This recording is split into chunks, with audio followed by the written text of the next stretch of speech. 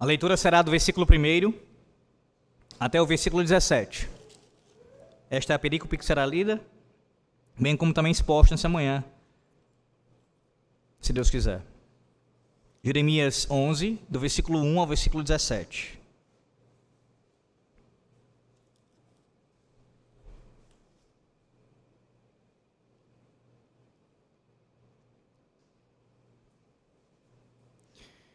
Ouça com atenção a palavra do Senhor e com fé no coração. Assim diz o Senhor nosso Deus. Palavra que veio a Jeremias da parte do Senhor dizendo: ouve as palavras desta aliança e fala aos homens de Judá e aos habitantes de Jerusalém. Dize-lhes: assim diz o Senhor, o Deus de Israel: maldito o homem que não atentar para as palavras desta aliança, que ordenei a vossos pais, no dia em que eu os tirei da terra do Egito, da fornalha de ferro, dizendo: dai ouvidos à minha voz e fazei tudo segundo o que vos mando. Assim vós me sereis a mim por povo, e eu vos serei a vós outros por Deus, para que confirme o juramento que fiz a vossos pais, de lhes dar uma terra que emanasse leite e mel, como se vê neste dia. Então eu respondi e disse: amém, ó Senhor. Tornou-me o Senhor, apregoa todas estas palavras na cidade de Judá e nas ruas de Jerusalém, dizendo: ouvi as palavras desta aliança e cumpri-as, porque deveras adverti a vossos pais, no dia em que eu os tirei da terra do Egito, até o dia de hoje, testemunhando desde cedo cada dia, dizendo: dai ouvidos à minha voz. Mas não atenderam, nem inclinaram o seu ouvido, antes andaram cada um segundo a dureza do seu coração maligno, pelo que fiz cair sobre eles todas as ameaças desta aliança, a qual lhes ordenei que cumprissem, mas não cumpriram. Disse-me ainda o Senhor: uma conspiração se achou entre os homens de Judá, entre os habitantes de Jerusalém. Tornaram as maldades de seus primeiros pais, que recusaram ouvir as minhas palavras. Andaram eles após outros deuses para os servir. A casa de Israel e a casa de Judá violaram a minha aliança que eu fizera com os seus pais. Portanto, assim diz o Senhor: eis que trarei mal sobre eles, de que não poderão escapar. Clamarão a mim, porém não os ouvirei. Então as cidades de Judá e os habitantes de Jerusalém irão aos deuses a quem eles queimaram incenso, e a eles clamarão. Porém estes de nenhuma sorte os livrarão do tempo do seu mal. Porque, ó Judá, segundo o número das suas cidades, são os teus deuses. Segundo o número das ruas de Jerusalém, levanta-te altares para levantar-te altares para vergonhosa coisa, isto é, para queimares incenso a Baal. Tu, pois, não ores por este povo, nem levantes por eles clamor nem oração, porque não os ouvirei quando eles clamarem a mim por causa do seu mal. Que direito tem na minha casa a minha amada? Ela que cometeu vilezas. Acaso, ó amada, votos e carnes sacrificadas poderão afastar de ti o mal? Então saltarias de prazer. O Senhor te chamou de oliveira verde, formosa por seus deliciosos frutos.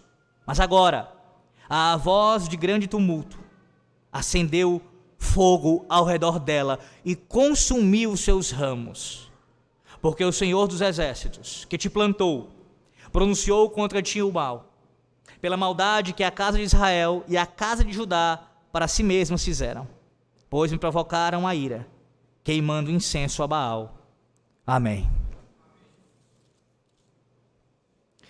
Às vezes, não só o que você diz é aquilo que importa, mas quando você diz.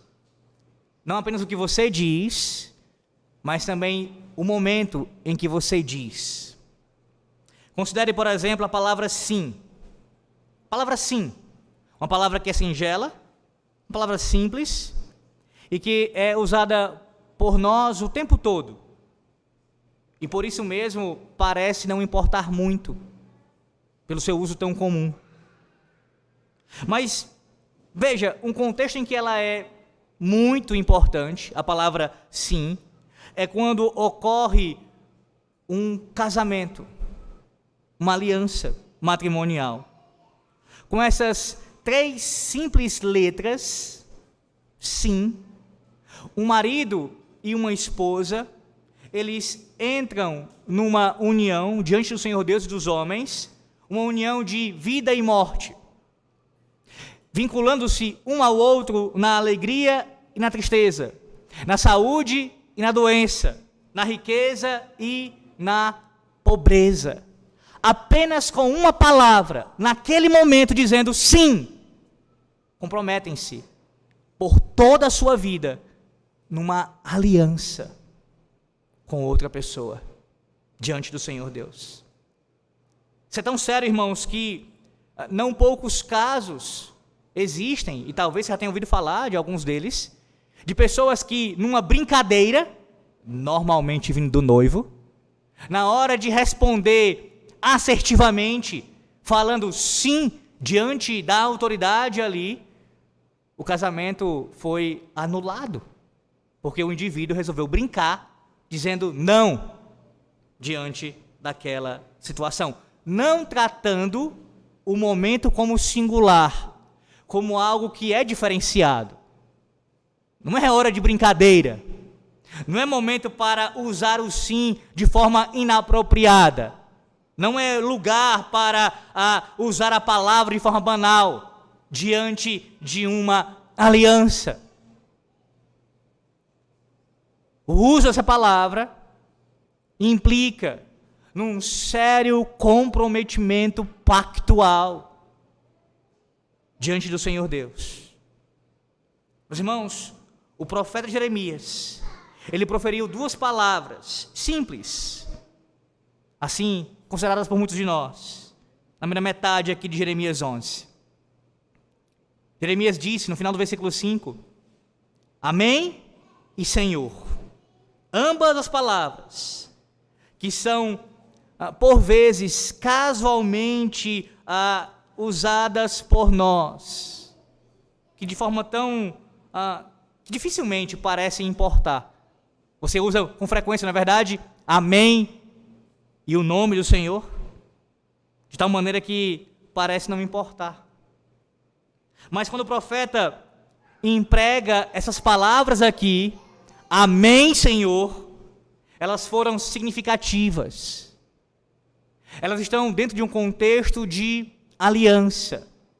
Logo após o Senhor Deus lembrar Jeremias do pacto, da aliança sinaítica, lá do monte que ele fez com o seu povo lá atrás, as palavras do profeta, elas são de resposta, de assentimento ao que Deus havia falado, semelhante ao que o povo fez lá em Deuteronômio.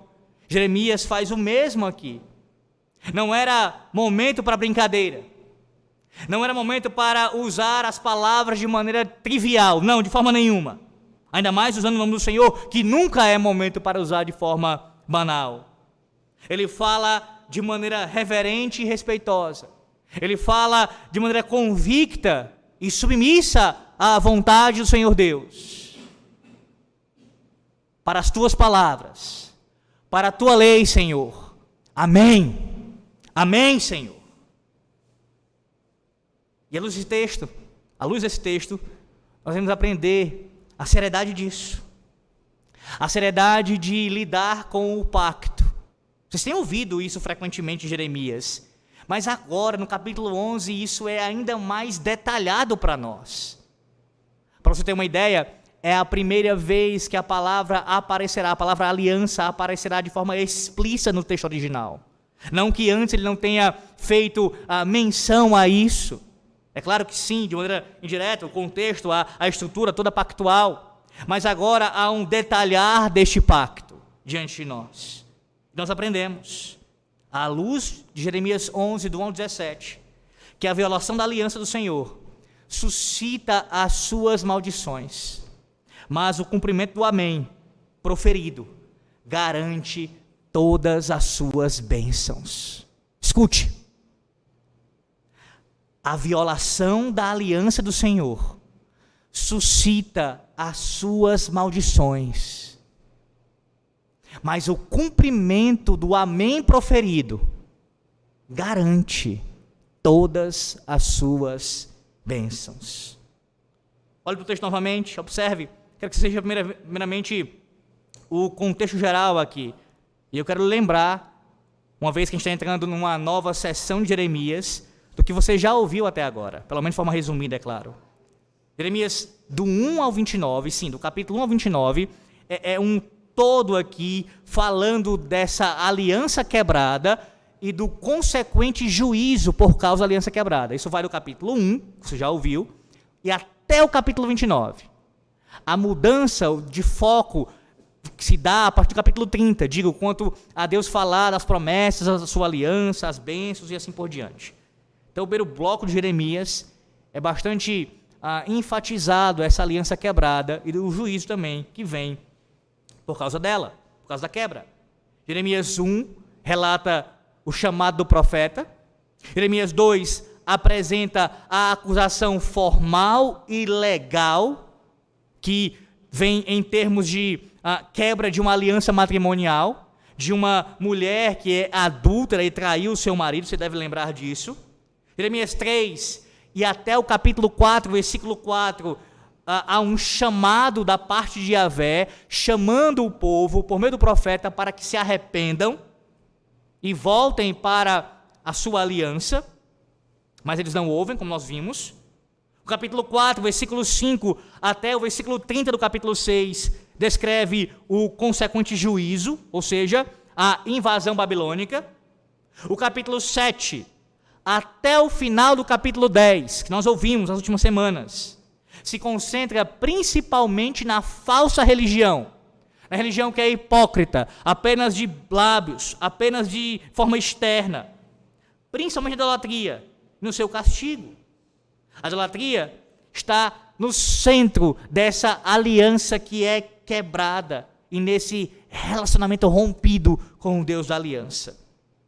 Jeremias 11 introduz diante de nós uma nova e grande subunidade do livro de Jeremias, que continua até o final do capítulo 29, e focaliza, meus irmãos, o papel do profeta como um profeta de Deus em conflito com os reis de Judá e seus falsos profetas, que se opõem à palavra de Deus e, como contra-ataque, profetizam mentiras em nome de Deus. Jeremias 11, do 11 ao 17, é a sessão de abertura dessa parte aqui, desse todo aqui, que vai até o capítulo 29.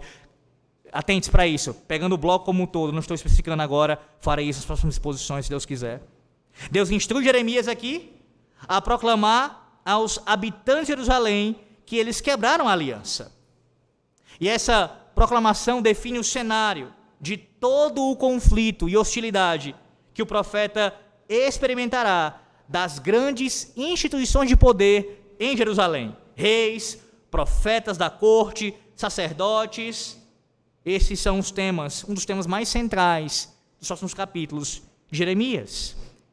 Pastor, mas como é que o texto aqui está dividido? Veja, do versículo 1 ao versículo 5, do 1 ao 5, nós temos o primeiro bloco aqui.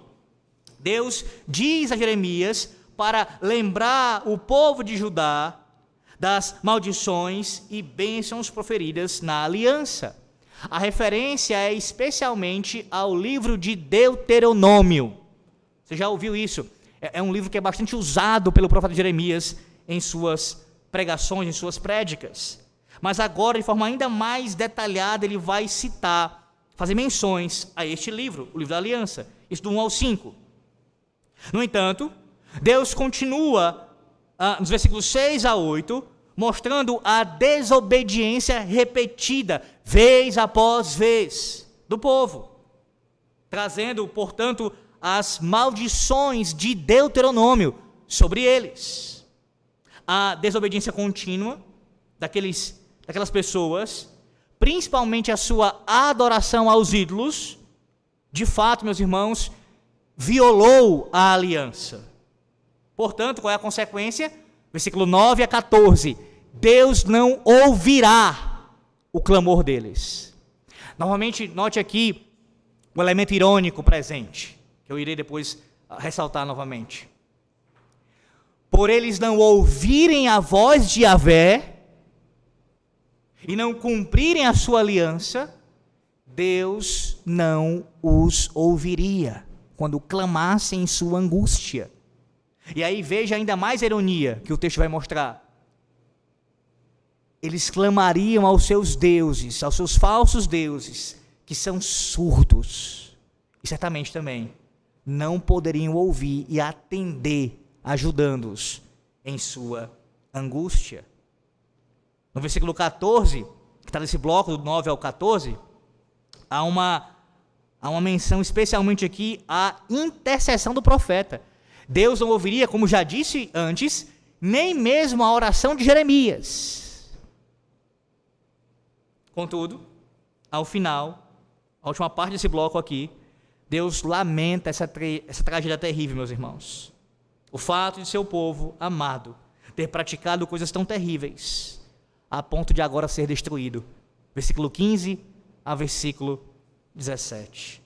A sessão inteira, outra questão importante aqui, ela está em prosa, exceto o lamento de Deus e os versículos seguintes, que são 15 e 16, que aparecem em forma poética.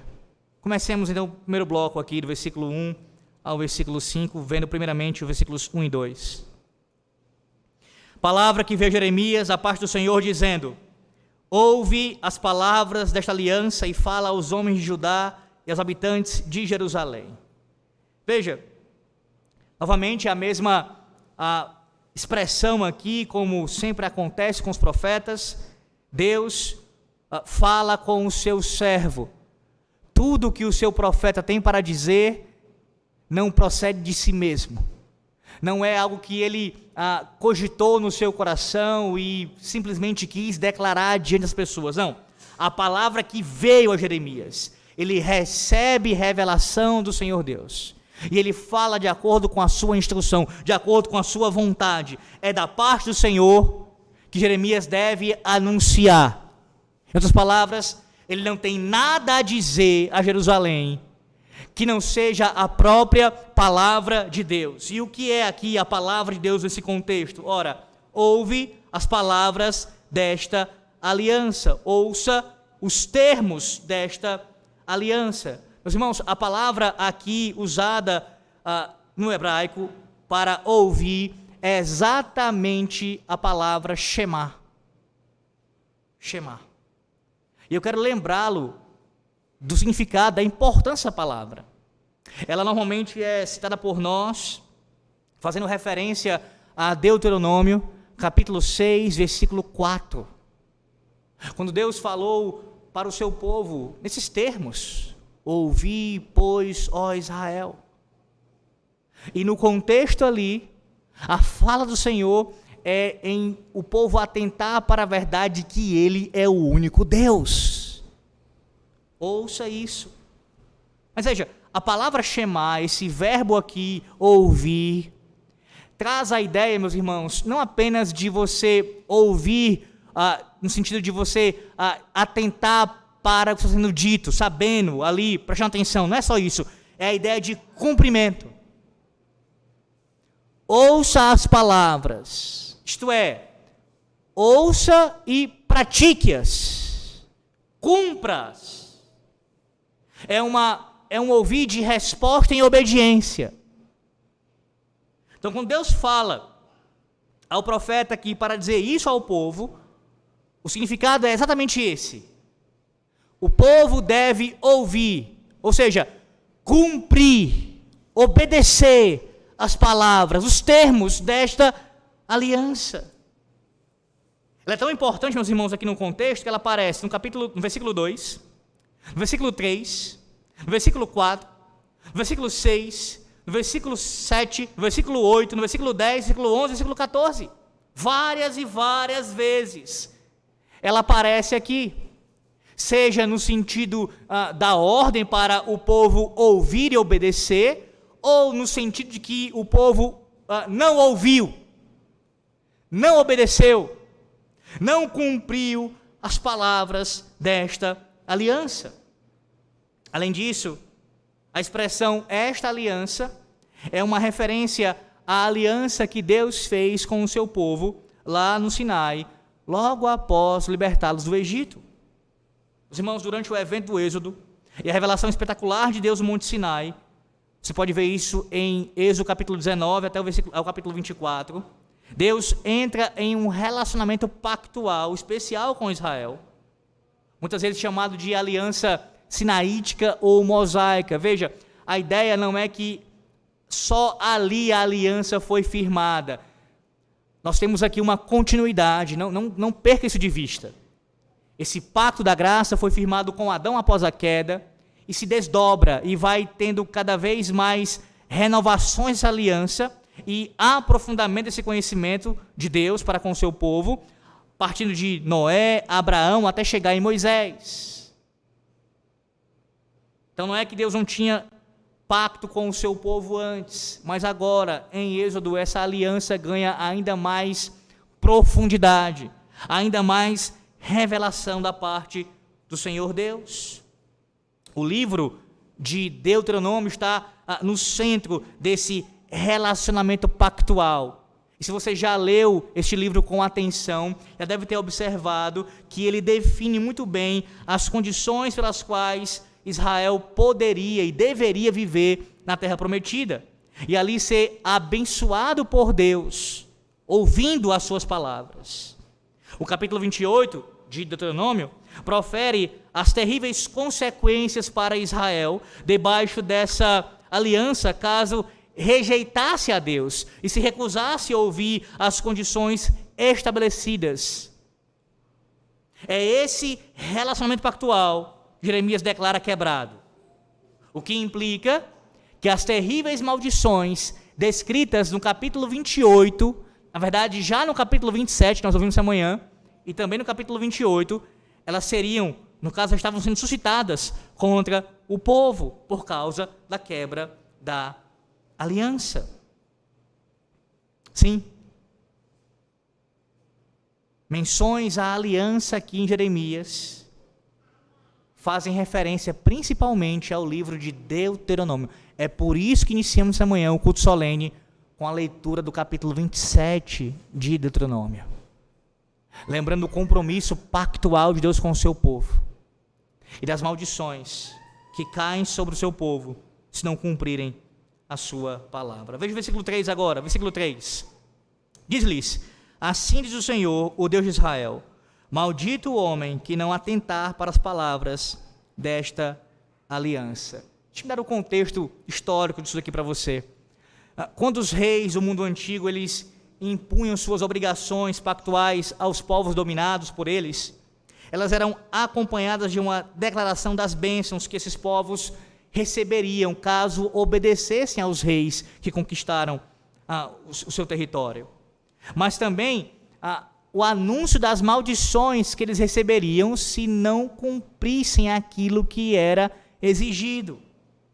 Essas obrigações eram assumidas na presença dos deuses, fazendo assim um testemunho solene, um juramento solene diante deles. Isso é um contexto pagão, irmãos. Como se as maldições ali fossem efetuadas, executadas através daquelas falsas, ou por aquelas falsas divindades. A mesma estrutura, e não porque Deus tenha copiado o paganismo, é claro que não, mas o contrário é que é verdadeiro. A mesma estrutura aparece na aliança do Sinai.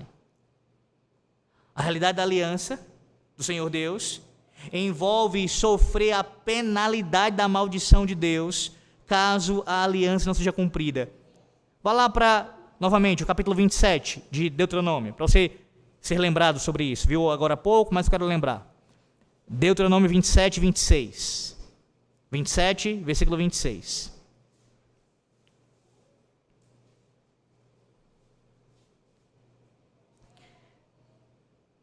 Diz assim a palavra do Senhor: Maldito aquele que não confirmar as palavras desta lei, não as cumprindo. Veja a importância do povo ser informado sobre quais eram os termos e as condições. O fato de que o foco da mensagem, meus irmãos, do profeta é sobre a maldição, aqui no capítulo 11, no lugar de bênção, isso reflete o contexto que eles estavam vivendo. Como assim, pastor? Explique melhor. Veja, o foco da mensagem é nas maldições pela quebra do pacto. E isso, por mais terrível que seja, está sendo fiel ao contexto. Por que pregar sobre isso? Por que Deus ordena falar sobre isso? Porque eles, o povo, estava vivendo em terrível rebelião contra o Senhor, quebrando, violando o pacto de maneira contumaz. Então, é uma mensagem realista, ao mesmo tempo que é ameaçadora. Essa, meus irmãos, é uma alusão direta a Deuteronômio 18, 15, e aos versículos seguintes, em que Deus profere as maldições específicas que cairão sobre Israel se a nação não obedecer. Maldição, nesse contexto, não tenha dúvida, é juízo, o oposto de bênção.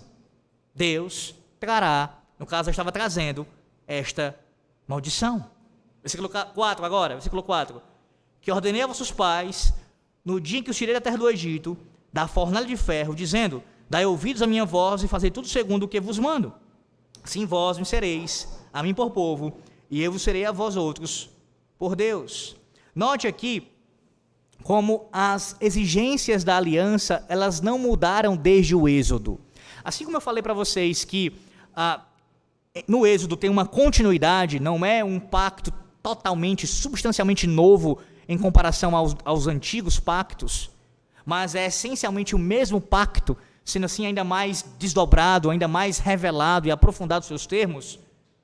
Também, nos dias de Jeremias, já tendo passado pela aliança davídica, a referência que ele faz aqui é a mesma aliança sinaítica. Por quê? Porque a aliança davídica e a aliança mosaica eram a mesma aliança. A mesma aliança, essencialmente falando, substancialmente falando. Por isso que as exigências deste pacto não mudaram, são os mesmos desde os dias do Êxodo. Veja a expressão, que ordenei a vossos pais, no dia em que os tirei da terra do Egito, da fornalha de ferro. As palavras aliança, elas foram divinamente impostas. Note esse caráter pactual, porque não pode haver confusão aqui. Quando Deus faz um pacto com o seu povo, isso não é algo que é feito de maneira aos dois assentarem-se à mesa e negociarem os termos, de forma nenhuma. Não há negociação aqui, não são partes iguais. Deus impõe os termos da aliança. Ele é soberano. O Senhor, ele reivindicou o povo ao resgatá-lo da sua situação de extrema miséria. E ele mesmo determinou os termos que deveriam ser cumpridos, porque ele é o Senhor, o Criador, e porque ele é o Redentor do seu povo. Ele deve fazer assim. Observe, meus irmãos, só nessa declaração, sobre a menção que é feita de Deus ter libertado o seu povo do Egito, como você percebe aqui uma ampla evidência da bondade do Senhor Deus. É uma aliança de graça. É impressionante como as pessoas, como alguns intérpretes, chegam à conclusão de que a aliança mosaica era uma aliança de obras. Isso não poderia ser mais enganoso. Quando os termos pactuais mosaicos são de graça. Deus evidencia a sua bondade. Deus é o Deus da salvação. Ele salvou o seu povo, libertou do cativeiro e firmou com ele um pacto. Note a expressão novamente, do Egito, da fornalha de ferro. Há um comentário que diz o seguinte sobre essa expressão da fornalha de ferro. O derretimento do ferro envolvia altas temperaturas, e esta fornalha é usada para descrever uma miséria abjeta. Foi desta condição que Deus tirou o seu povo, dessa condição de miséria. Portanto, havia uma obrigação de gratidão da parte do povo. Uma vez salvo por Deus, uma vez tendo sido abençoado com o Senhor, com o seu pacto, a resposta do povo não poderia ser outra, a não ser de gratidão e de lealdade ao seu Deus. Em outras palavras, a aliança é oferecida por um Deus que já mostrou misericórdia ao seu povo. Ele os tirou do cativeiro para a liberdade. É uma aliança de graça. Por isso nossos pais acertaram, precisamente quando chamaram este pacto de graça, ou pacto da graça, desde os dias de Adão após a queda, passando, não tenha dúvida, pelos dias de Moisés. Veja o versículo 4 ainda, parte B. Essa declaração aqui maravilhosa que é feita. Dai ouvidos à minha voz e fazei tudo segundo o que vos mando. Assim vós me sereis a mim por povo, e eu vos serei a vós outros por Deus. Você que é um leitor assíduo do Antigo Testamento e alguém que está ouvindo frequentemente as exposições de Jeremias, sabe muito bem que essa aqui é a fórmula relacional padrão do Antigo Testamento. Sim, você tem diante de seus olhos aquilo que é chamado pelos teólogos de cerne da aliança. Este é o cerne da aliança. Deus se comprometeu e Ele prometeu isso, que Ele seria o nosso Deus e nós seríamos o seu povo. É o coração da aliança aqui. Essa, meus irmãos, é a promessa mais abençoadora da palavra de Deus. A promessa de união, a promessa de comunhão e a promessa de intimidade com o Deus da aliança. É aquilo que está descrito lá em Cantares, no capítulo 2, versículo 16, parte A. O meu amado é meu, e eu sou dele. Não há, meus irmãos, não há maior segurança nessa vida do que pertencer a Deus. Não há maior herança que você possa receber, não há, do que Deus pertencer a você. Lembra? Ele mesmo diz que é o nosso quinhão, que é a nossa herança. O Senhor é a nossa porção. Mais do que saúde, mais do que dinheiro, mais do que paz, mais do que a salvação dos nossos entes queridos, o Senhor é a nossa porção. É a nossa herança. É a promessa das promessas. O cerne da aliança. Mas acrescente ainda a essa promessa, a essa grande promessa, as bênçãos da prosperidade material que o povo recebeu. Veja, versículo 5, primeira parte. Para que confirme o juramento que fiz a vossos pais, de lhes dar uma terra que emanasse leite e mel. Meus irmãos, é suficiente nós termos Deus em nossas vidas. E como eu disse, essa é a promessa principal, e Deus fez ao seu povo. Mas observe aqui como Ele promete ainda mais. Ele prometeu ao seu povo, e cumpriu, dar a eles uma terra que emanasse leite e mel. Não tem como entender isso de outra forma, a não ser graça sobre graça. Vocês já têm comunhão comigo, prometida por mim, mas também recebem de mim a promessa de terem ainda mais. Ainda mais. Veja, a partir desse resumo histórico, havia aqui um importante princípio a ser aprendido por nós. Começando pelo povo ali, os ouvintes de Jeremias deveriam aprender isso, e nós precisamos aprender isso. Tanto naquela época, quanto agora, se não houver obediência, os súditos do rei não podem esperar desfrutar do seu favor. Deus não tem compromisso com rebeldes. Deus não está, as suas promessas não são entregues, não são dadas a rebeldes contumazes.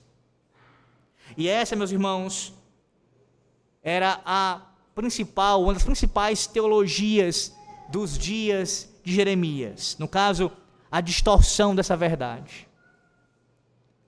Eles viviam de forma pecaminosa e, confiando numa religião meramente externa, achavam que as promessas de Deus seriam incondicionais e se cumpririam a qualquer custo, mesmo em flagrante desobediência ao Senhor. Olha a expressão novamente, a expressão como se vê neste dia. Como se vê neste dia. A frase aqui, ela indica a continuidade da bênção, desde a época do Êxodo até a entrega desta mensagem. Mais uma vez, a ideia de continuidade. O que Deus prometeu lá em Êxodo, as bênçãos do pacto também, elas são aqui relembradas. Deus permanecia fiel aos termos pactuais. O problema era a desobediência do povo. O povo é quem negava o seu compromisso. O povo é quem estava quebrando os termos. E aí vem a resposta de Jeremias, uma resposta maravilhosa. Então eu respondi e disse: Amém, ó Senhor. Amém, ó Senhor. Meus irmãos, o profeta aqui, na sua resposta, de fato ele indica uma aceitação daquilo que foi dito. Está demonstrando isso. Porém, aqui há mais do que um compromisso de lealdade, pessoal de lealdade. Por quê? Na liturgia da cerimônia de renovação da aliança, lá em Deuteronômio 27, que você ouviu nessa manhã, amém foi a resposta do povo aos termos da aliança. Vocês ouviram isso? A cada termo sendo declarado de maldição ali, se dizia amém até o final, até o versículo 26. Então, ao entrar na aliança, o povo aceitou que essas penalidades fossem impostas sobre ele, se caso fosse desobediente. O profeta, portanto, está expressando a sua aceitação da contínua força da maldição para o povo de Deus. Colocando de outra forma, aqui, antes de fazer a sua declaração ao povo da palavra de Deus, antes de Jeremias levar a mensagem a eles acerca dos termos da aliança serem relembrados e apontar para as maldições caso eles não voltassem atrás, antes de Jeremias fazer isso, o próprio profeta é quem diz amém. O próprio profeta é quem declara isso diante do Senhor Deus e ele pessoalmente assevera o seu compromisso com o Senhor Deus. Antes de anunciar ao povo, o profeta diz sim. E essa é uma verdade que aparece não apenas aqui, mas em toda a palavra de Deus. Que aqueles que Deus chama para pregar a sua palavra não podem fazer isso, pregar aos outros, antes de terem pregado para si mesmos. Antes de receberem a palavra de Deus como verdade e dizerem no seu coração e publicamente, amém. Sim, isto é verdade. Colocando de outra maneira, o profeta, no caso, o pregador na nova aliança, só pode declarar aos outros a mensagem de Yahvé se ele mesmo já no seu coração afirmou isso e crê nisso como verdade, tendo recebido como verdadeira a palavra do Senhor. O puritano John Owen dizia que o pregador ele deve experimentar em sua própria alma o poder do que ele está pregando. Ele diz assim, John Owen escreve: sem isso, eles se tornarão sem vida e sem coração em seus ofícios, e seus labores, em grande parte, serão sem proveito algum para os outros. Para tais homens, exercer essa função é para vantagem pessoal ou na qual obtém alguma ostentação ou suposta reputação que vem com tal função. Mas um homem pregará bem um sermão para os outros somente quando pregá-lo bem para a sua própria alma. E aquele que não se alimenta bem, nem faz boa digestão da comida que está servindo a outros, dificilmente irá preparar um prato saboroso. Sim, só sabemos se uma comida tem veneno quando a experimentamos. Se a palavra não habita com poder em nós, não será transmitida com poder por nós. E nenhum homem vive numa condição mais aflitiva do que aqueles que efetivamente não confiam em si mesmos, quanto à possibilidade de persuadir outros a crer continuamente. A falta dessa experiência do poder do verdadeiro evangelho em nossa própria alma é o que nos dá tantos discursos sem vida, estéreis, cheios de palavras curiosas e mortos quanto ao poder, em vez da pregação do evangelho no poder do Espírito. Ao dizer amém ao Senhor, Jeremias concordou com os termos da aliança, tanto para a bênção quanto para a maldição. O amém do profeta Jeremias foi um eco para os améns de Deuteronômio capítulo 27. Assim como os filhos de Israel, ele não poderia deixar de dizer amém, ó Senhor, antes mesmo de falar ao povo as palavras do pacto. Ele precisa crer nelas, para que fale com poder ao povo da aliança. Tudo que você pode dizer nessa manhã, tudo que você pode responder nessa manhã, é exatamente isso. Amém, Senhor. Você e eu, devemos nos juntar aos filhos de Israel e ao profeta Jeremias em dizer amém à aliança. Nós dizemos amém para a lei e amém para a maldição. Não podemos fazer de outra maneira, porque nós sabemos que a aliança de Deus é justa. Nós dizemos sim, Senhor, a sua lei é boa. Nós concordamos que é correto o Senhor exigir perfeita obediência de nós. Amém, Senhor. Além disso, aceitamos a sua maldição sobre nós, caso deixemos de obedecer perfeitamente ao Senhor. A sua resposta nessa manhã não pode ser outra, a não ser amém, Senhor. Mas eu pergunto a você, tem sido essa a sua resposta? Veja, se você já fez a sua pública profissão de fé, isso já aconteceu na sua vida, nesse sentido, você já falou isso publicamente diante da igreja do Senhor.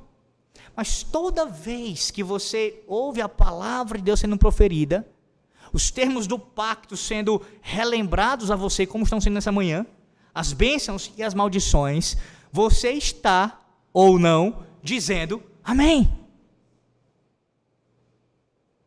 Não apenas com a sua boca, quando o sermão termina, mas no seu coração, quando cada proposição é assim proferida. Ou você está dizendo amém, Senhor, ou você está rejeitando a palavra do Senhor. Ou você está concordando com os termos e dizendo isso é justo, isso é bom, isso é maravilhoso para a minha vida. Ou você está repelindo tudo isso e se rebelando contra o seu Deus. Qual tem sido a sua resposta? Amém, Senhor? Espero que seja essa. Mas o que foi que aconteceu? O que foi que aconteceu aqui no contexto da passagem? Acabou sendo uma bênção ou uma maldição para o povo nos dias do profeta Jeremias? Eles cumpriram as condições da aliança? Eles fizeram isso? Longe disso, meus irmãos. Versículo após versículo, capítulo após capítulo, o profeta chorão, assim chamado, ele lamenta pelos pecados de Judá. Isso segue na sequência do versículo 6, observe. Tornou-me o Senhor apregoa todas estas palavras na cidade de Judá e nas ruas de Jerusalém, dizendo: ouvi as palavras desta aliança e cumpri-as. Veja, após ele dizer amém, aí sim agora ele irá apregoar, irá proclamar a palavra do Senhor Deus a todos, sem distinção alguma. Observe também como aqui o conhecimento do Senhor Deus, que nós temos acerca do Senhor Deus, ele implica num fruto, deveria ser assim, num fruto de transformação, de uma vida transformada pelo Senhor Deus. Conhecer a Deus, estar em aliança com Ele, conhecer os seus termos pactuais, deve produzir fruto de obediência em nós. Conhecimento do Senhor Deus, sem uma vida transformada, é suscitar sobre si as maldições do pacto. A partir do versículo 7, nós temos uma série de pecados, pelo menos 3 pecados, que são citados aqui. E você já ouviu isso várias vezes em Jeremias. Mas o profeta volta a falar sobre isso. Veja, o primeiro pecado está no versículo 7. É o pecado da dureza do coração. O pecado da dureza do coração. Versículo 7. Porque deveras adverti vossos pais no dia em que eu tirei da terra do Egito, até o dia de hoje, testemunhando desde cedo, cada dia, dizendo: dai ouvidos à minha voz. Primeiro, observe a expressão desde cedo, ou também que pode ser traduzida como repetidamente. Ela é uma expressão, meus irmãos, que indica uma atividade que ela é repetida e é determinada. Repetida e determinada, ou seja, testemunhando desde cedo cada dia. Deus é uma expressão idiomática aqui, para se referir a isso, que continuamente, determinadamente, Deus advertiu ao seu povo. Não foi algo esporádico. Deus fez advertência frequente. A palavra, o verbo aqui advertir, ele enfatiza esse caráter solene, como acontece aqui também em Jeremias capítulo 11. Lembra lá do texto de Deuteronômio? Também, solene, num pacto público, é algo solene. E toda vez que Deus usava os seus profetas para falar dos termos da aliança, tinha essa ideia também, esse caráter solene, de gravidade, de seriedade, irmãos. Como acontece no culto solene. Deus está falando com o seu povo. Então as palavras que você escuta, você não pode tratar de maneira banal.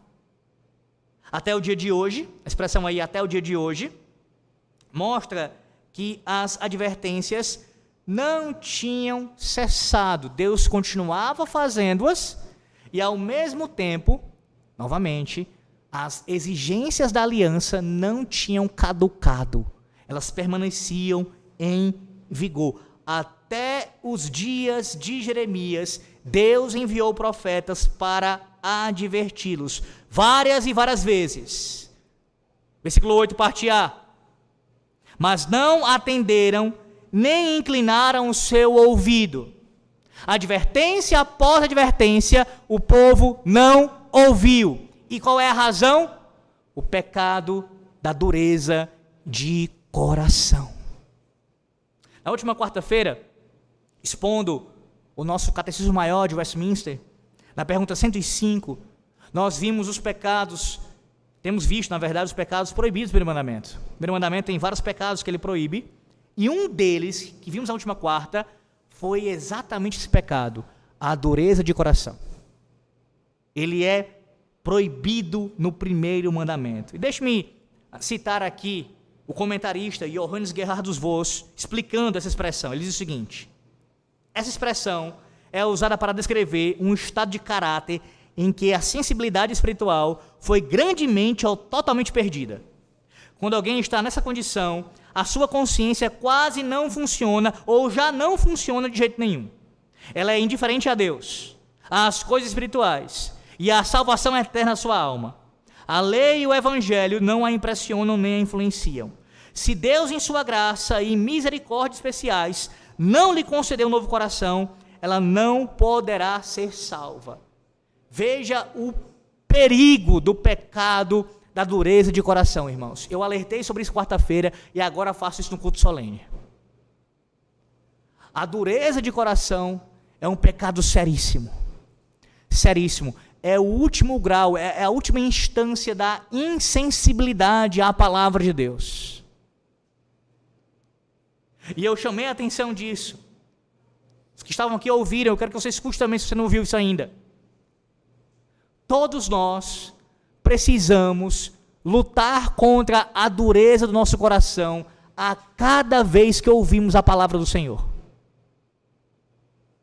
Você não deve ouvir isso como se fosse uma referência simplesmente ao ímpio lá fora. O ímpio lá fora não ouve a palavra de Deus, o coração é duro, por isso ele permanece assim. Sim, isso é verdade, mas isso também, você tem que lutar com isso, lidar com isso a cada pregação da palavra. Toda vez que a palavra é exposta, principalmente como pregação, como Deus falando ao seu povo, o que está acontecendo no seu coração é uma luta. E das duas uma, não há terceira via. Das duas uma, ou o seu coração vai amolecer, ou o seu coração vai derreter diante da palavra, ou ele vai endurecer. Toda vez. Percebe a seriedade da pregação da palavra? Dentre tantos motivos, esse é mais um. Há uma guerra. Deus está falando, a palavra está sendo explicada fielmente, e no seu coração, quantas vezes você não pensa isso durante o culto, durante o sermão? Eu não concordo com isso. Não, essa interpretação ela está estranha. Não, isso, e você começa a endurecer o seu coração à verdade de Deus. Você começa a inclinar para a desobediência, no lugar de se inclinar para a obediência. Esse pastor é radical demais. Esses símbolos de fé acabam prendendo demais o povo. Eu não posso concordar com isso, e você rejeita sermão após sermão. Isso é dureza de coração. E se você continuar assim, as maldições da aliança caem sobre você. Veja, eu estou pregando o que o texto diz. O que o texto diz. Diferentemente do que algumas pessoas suscitam. Como se o pregador tivesse poder para lançar maldição. É Deus quem faz isso. Escute, é Deus quem faz isso. Se você é infiel aos termos da aliança, é Deus quem suscita as maldições do pacto sobre você. Pregador nenhum, nem os profetas como Jeremias poderiam fazer isso, tinham poder para isso. Mas Deus faz. Aí você fala assim, mas pastor, peraí, mas se eu estou em Cristo, as maldições no sentido último não me alcançam, no sentido da condenação eterna. De fato, não tenha dúvida quanto a isso. Eu ainda vou enfatizar esse ponto, esse sermão. Mas note que o endurecimento à verdade divina, ainda que você seja um crente, você pode pontualmente ter o seu coração endurecido a alguma verdade específica da palavra de Deus. E por você ter o coração endurecido a essa verdade específica, você sofre as consequências por não submeter a essa verdade específica. Exemplo. Eu nunca vou perdoar tal pessoa que me ofendeu, tal pessoa que proferiu essas palavras contra mim, eu nunca vou perdoar. Ora, isso já é um indicativo muito sério de uma possibilidade enorme de não ter experimentado o perdão divino. Mas o ponto que eu quero salientar especialmente é que, enquanto você não submete à verdade que deve perdoar, você sofre as consequências do coração duro, por não submeter à verdade de Deus, aos termos do pacto. E isso ocorre, meus irmãos, com cada um dos termos. Quando o marido não é fiel à sua esposa como deveria ser, quando a esposa não é com o marido, quando os filhos, quando os pais, em todos os relacionamentos, quando quebramos a aliança e quando temos o coração duro para nos submeter aos termos da aliança, naquela área específica, as consequências vêm. Por causa do quê? Do endurecimento do nosso coração. Ouvimos a verdade repetidamente, mas o coração não amolece. Pelo contrário, se endurece cada vez mais. Essa é uma forte advertência para você que tem um coração endurecido nessa manhã. Talvez a sua mente desconfie da Bíblia e diga: eu não creio que a Bíblia é a palavra de Deus. Ela contém, mas ela não é a palavra de Deus. E comece a fazer questionamentos sobre passagens bíblicas, dizendo: tal texto não está no original, tal texto não é de fato inspirado. Talvez a sua consciência esteja endurecida quanto aos seus pecados. Você continua praticando esses pecados e não se arrepende e não abandona. Talvez o seu coração esteja fechado essa manhã para a mensagem de Deus que fala a você nesse momento. Mas é o próprio Espírito Santo que está advertindo você nessa manhã a crer na palavra dele, a se arrepender dos seus pecados e a abrir o seu coração para ele. Qual será a sua resposta? Qual será? Dureza de coração ou quebrantamento de coração? Se você não sujeita a ele, você está sujeito à maldição. Em segundo lugar, há um outro pecado mencionado, versículos 9 e 10, que está ligado a esse, obviamente. Versículos 9 e 10. O povo de Deus era idólatra. Versículos 9 e 10. Disse-me ainda o Senhor: uma conspiração se achou entre os homens de Judá, entre os habitantes de Jerusalém. Tornaram as maldades de seus meus pais, que recusaram ouvir as minhas palavras. Andaram eles após outros deuses para o servir.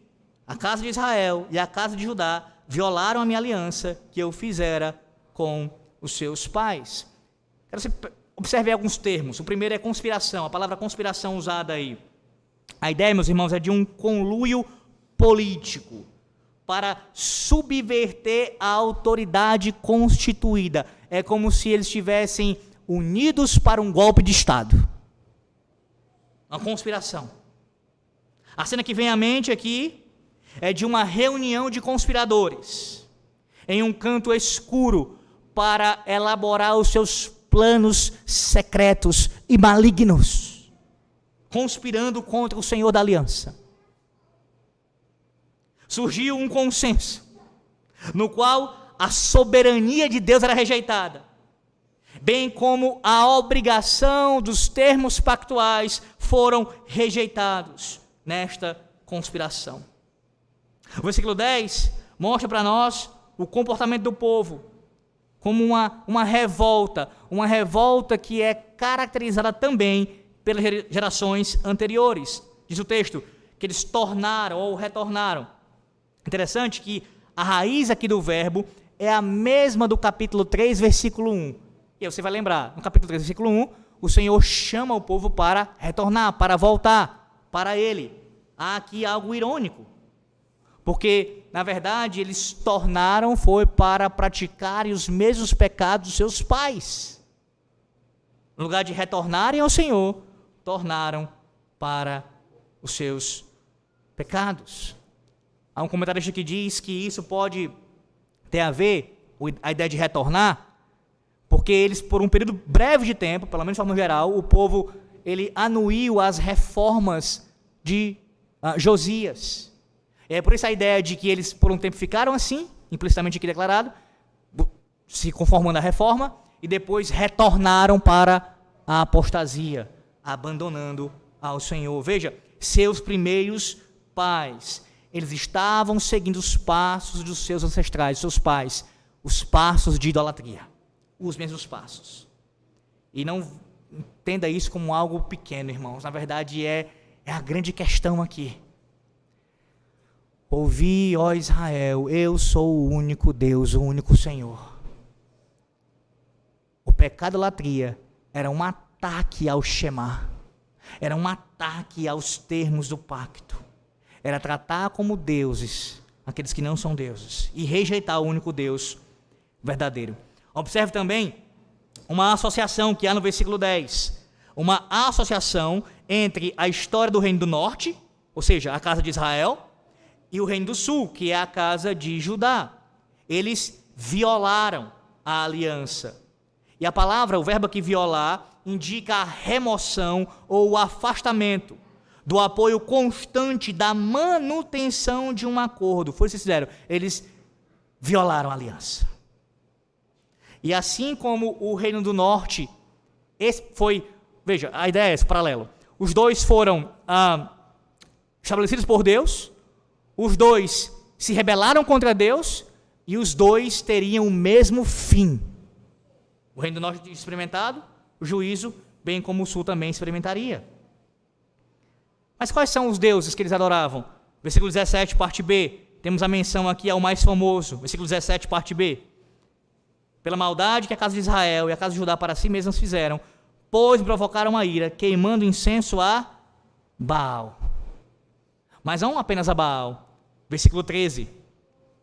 Porque ao Judá, segundo o número das suas cidades, são os teus deuses. Segundo o número das ruas de Jerusalém, levantaste altares para a vergonhosa coisa, isto é, para queimares incenso a Baal. Inúmeros deuses. A linguagem aqui, segundo os estudiosos, ela deve ser entendida como hiperbólica. Ou seja, há um exagero proposital aqui na linguagem. Não se deveria entender literalmente como o número aqui específico sendo retratado. Mas ainda assim, irmãos, que você não entenda de forma literal. É gravíssimo o pecado. Expressa exatamente o que Calvino disse, que o coração do homem é uma fábrica de ídolos. Uma fábrica de ídolos. E os ídolos, meus irmãos, eles sempre tendem a se multiplicar. Não existe isso do idólatra ter apenas um ídolo. O idólatra, por assim dizer, é sempre politeísta.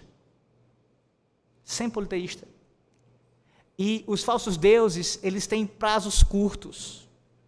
Adorar um falso deus sempre se torna algo que é cansativo e decepcionante. E aí sempre você fica em busca de arranjar um outro Deus. Por favor, não entenda isso somente se aplicando aos papistas. Você já tem maturidade suficiente para entender isso. Não é apenas papistas ou outros ou pagãos, não. Dentro do povo de Deus, a palavra de Deus aqui está sendo proferida num contexto de aliança para a igreja da antiga aliança. Eles cultivavam, adoravam falsos deuses dentro do povo, dentro da igreja. Mas uma coisa que todo falso deus tem em comum, é o que diz o versículo 12. Veja, versículo 12. As cidades de Judá e os habitantes de Jerusalém irão aos deuses a quem eles queimaram incenso, e a eles clamarão. Porém estes nenhuma sorte livrarão do tempo do seu mal, ou seja, no dia da calamidade, no dia do juízo. O que eles têm em comum? Nenhum falso deus pode salvar. Nenhum falso deus pode livrar do juízo. Nenhum. Eles são, como vimos no capítulo 10, como um espantalho no pepinal. Eles não podem ver, não podem falar, não podem ouvir, não podem pensar, não podem salvar. Não podem. Falsos deuses não podem salvar. Então a nossa esperança jamais pode ser colocada num falso deus. Jamais.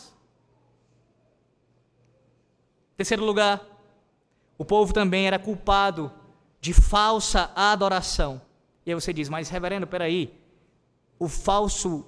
adorar um falso deus já não é falsa adoração? É um tipo de idolatria. Idolatria é adorar quem não é Deus. Mas também é idolatria. Você sabe, não sabe? Se você completar, você completaria, não completaria? Adorar o Deus verdadeiro falsamente. Adorar o Deus verdadeiro falsamente também é idolatria. Versículo 15, veja. Que direito tem a minha casa e a minha amada, ela que cometeu vilezas? Acaso, ó amada, votos de carnes sacrificadas poderão afastar de ti o mal? Então saltarias de prazer. Veja a audácia aqui do povo. O templo havia se tornado a sede do pecado de Jerusalém, o lugar onde Deus manifestava especialmente a sua presença. Mesmo quando eles estavam cumprindo as formalidades do culto da antiga aliança ali no templo, eles estavam em seus corações maquinando o mal, planejando coisas pecaminosas. Eles usavam a graça de Deus como desculpa para pecar. Assim, os sacrifícios, os holocaustos que eles ofereciam ao Senhor Deus eram completamente sem valor. Lembre-se que essa é uma máxima da palavra de Deus. Deus requer obediência. Dureza de coração, idolatria, adoração falsa, estas não eram pequenas brechas ali que poderiam ser fechadas rapidamente. Eram abismos, pecados profundos e muito arraigados no coração do povo e praticados por eles. Meus irmãos, francamente, a essa altura, no ministério do profeta Jeremias, as relações à aliança por parte de Israel, por parte de Judá, estavam se tornando cada vez mais cansativas. E é tedioso enumerar seus pecados repetidamente. Durante o decorrer do seu ministério, Jeremias também se cansou disso. No entanto, se os pecados de Judá resultam numa leitura cansativa, podemos imaginar como deve ser para Deus quando cometemos os mesmos pecados repetidamente. É extremamente cansativo. Ora, se você, não lembra agora, se é o 21º, 2º, 3º ou 4º sermão, mais de 20 sermões já pregados, já deve estar, mais uma vez, enumerando os pecados de Jeremias, mais uma vez, os mesmos pecados sendo batidos, mais uma vez, pastor. Agora pense, como é cansativo, figura de linguagem, obviamente, para o Senhor Deus, ver os teus pecados, dia após dia, mês após mês, ano após ano, cometidos contra o Senhor. Contra o Senhor. As consequências do pecado habitual são previsíveis. Os que vivem em pecado e não se arrependem, certamente provam o juízo, o castigo. Aí vem algumas menções, para você ver aí, versículo 8, parte B, sobre o juízo, versículo 8, parte B. Pelo que fiz cair sobre eles todas as ameaças de aliança, a qual os ordenei que cumprissem, mas não cumpriram. Portanto, versículo 11, portanto, isto é o que o Senhor diz: eis que farei mal sobre eles, de que não poderão escapar. Observe no versículo 14 que o juízo era tão inevitável que Deus chegou a falar para o profeta: não orar. Versículo 14: não ores por este povo, nem levantes por eles clamor nem oração, porque não os ouvirei quando eles clamarem a mim. E aí no versículo 16 e 17, parte A, Jeremias ele vai dar aqui para nós uma imagem vívida do que é estar sob a maldição de Deus. Versículos 16 e 17, parte A.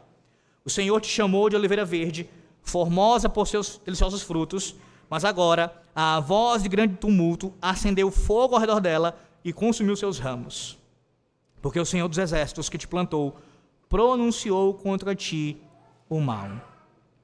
Lá no capítulo 1 de Jeremias, versículo 10, é dito que Deus ele colocou o profeta sobre as nações para arrancar os reinos e para plantar. Esses versículos aqui, tanto no capítulo 10 como agora em Jeremias 11, especialmente no capítulo 11 de Jeremias, nos lembram que é uma prerrogativa divina, arrancar e plantar. É Deus quem faz isso. Deus ele tinha plantado o seu povo e Deus poderia arrancar o seu povo. Deus plantou o seu povo para ser uma oliveira frutífera, mas uma vez que eles não tinham demonstrado o fruto, qual era a consequência? A ideia é essa no texto, tá, irmãos? Deus lançaria um raio sobre esta árvore e queimaria. Uma tempestade de juízo contra ela. Raios descerão e a árvore será incendiada. Só vai sobrar cinzas. Essa é a imagem. Essa é a maldição de Deus contra o pecado. Essa é a maldição de Deus. Nós também estamos sob a mesma maldição. Todos nós somos obrigados a cumprir a lei de Deus perfeitamente. No entanto, nós somos incapazes de cumprir a lei do Senhor Deus. Todos aqui presentes, todos sem exceção. Não, o meu filhinho, todos sem exceção. Todos violaram a aliança. E a maldição para a violação da aliança, ela é pronunciada lá em Gálatas capítulo 3. É a mesma maldição que aparece em Deuteronômio 27 e Jeremias capítulo 11. Vá lá para Gálatas capítulo 3, versículo de número 10.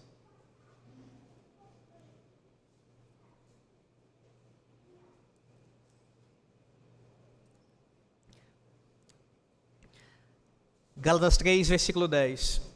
Maldito todo aquele que não permanece em todas as coisas escritas no livro da lei para praticá-las. Percebe? A maldição não admite exceções. Maldito seja todo aquele, todo homem, mulher e criança. O contexto do pacto sempre envolve os filhos. Todo aquele que não fizer o que está escrito na lei. É para você, filho, também. Maldito todo aquele que tem dureza de coração. Maldito todo aquele que presta culto a ídolos. Maldito todo aquele que exerce ou presta uma falsa adoração. Maldito é todo mundo.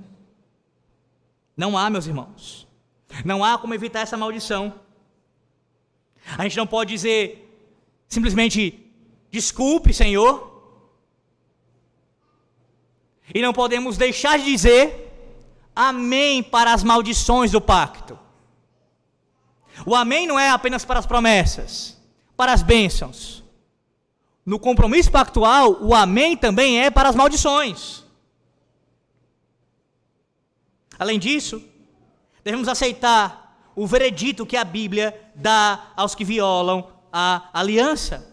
Não há como contornar a maldição. Não há como pegar um atalho. Não há como deixar os termos de lado. Não há. E aí você fica, pastor, o que fazer então? Porque como o Senhor disse, eu sou um quebrador, um violador do pacto desde a minha concepção. Estou debaixo de maldição. Só há um caminho, não atalhos. Um caminho através da maldição. E esse caminho, meus irmãos, ele passa necessariamente pela cruz de Cristo. Versículo 13 de Gálatas 3, veja lá. Gálatas 3, versículo 13. Cristo nos resgatou da maldição da lei, fazendo-se ele próprio maldição em nosso lugar, porque está escrito: maldito todo aquele que for pendurado em madeiro. Jeremias não foi o último profeta a dizer amém para a maldição de Deus.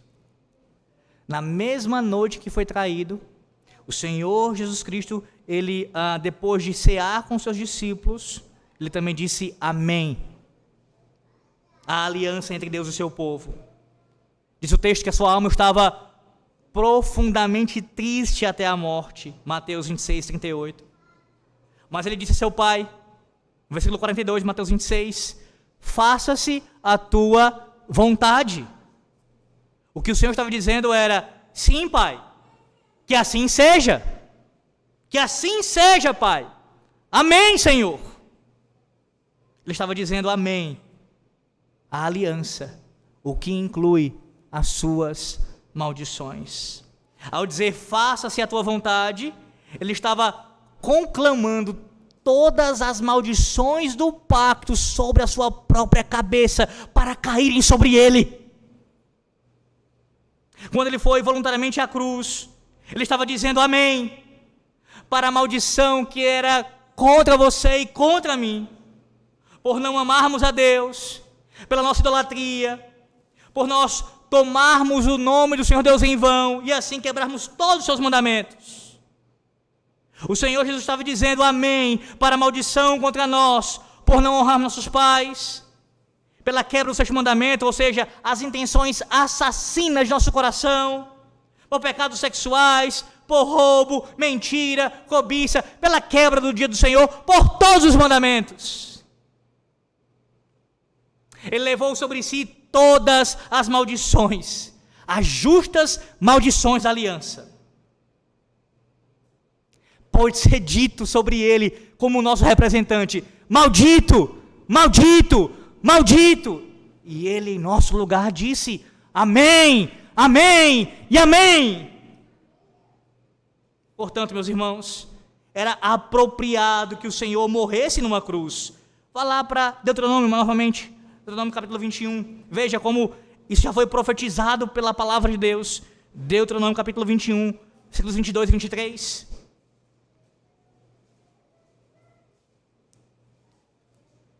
Se alguém houver pecado, passivo da pena de morte, tiver sido morto, e o pendurares no madeiro, o seu cadáver não permanecerá no madeiro durante a noite, mas certamente o enterrarás no mesmo dia, porquanto que for pendurado no madeiro é maldito. Não há como evitar a maldição. Mas esse aqui é o caminho através dela. Deus não ignorou as maldições do pacto. Ele não fez vistas grossas para isso. Pelo contrário, ele fez cair. Ele derramou sobre o seu próprio filho as maldições. A morte de Cristo, numa cruz, num madeiro, provou que ele estava aceitando sobre si mesmo a maldição que nós merecíamos. Louvado seja o nome do Senhor. Apenas 2 palavras, não é? Amém, Senhor. Amém. Elas foram marcantes para Jesus, assim como foram marcantes para Jeremias. Mas elas são magníficas também quando nós cristãos tomamos em nossos próprios lábios. O apóstolo Paulo, ele escrevendo aos Coríntios, diz o seguinte, no capítulo 1, versículo 20, 2 Coríntios, diz assim: porque quantas são as promessas de Deus, tantas tem nele, em Cristo, o sim, porquanto também por ele o amém, para a glória de Deus, por nosso intermédio. Como assim? O Senhor Jesus Cristo, escute isso para a tua alma, crente. Ele não apenas levou as maldições que eram para você e para mim sobre si no madeiro. Veja a glória. Ele também nos dá as promessas do pacto, as bênçãos da aliança. Na mesma morte, na mesma obra executada, ele recebe a maldição e ele garante. Ele mesmo é o nosso sim, o nosso amém. Ele mesmo. Todas as promessas de Deus são sim em Cristo.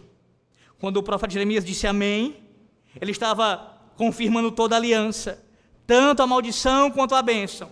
O mesmo vale para o Senhor Jesus Cristo. Quando disse, faça-se a tua vontade, Jesus confirmou toda a aliança, tanto a maldição quanto a bênção. Isto é, você não apenas foi livre das maldições, livre da condenação, livre de estar apartado de Deus eternamente sob a sua ira, você também recebe todas, sem exceção, as bênçãos da aliança em Cristo. Jesus disse sim às maldições da aliança na sua morte, mas também disse sim às promessas da aliança na sua ressurreição. Num dia como hoje, no primeiro dia da semana, quando ele ressurgiu dos mortos, ele disse sim aos termos, sim às maldições, sim às bênçãos. E aí tem inúmeras promessas bíblicas, mas deixa eu lembrar você de algumas, rapidamente. Josué 1, versículo 5b, e você pode responder no seu coração. Deus diz ao seu povo, não te deixarei, nem te desampararei. Sim, amém.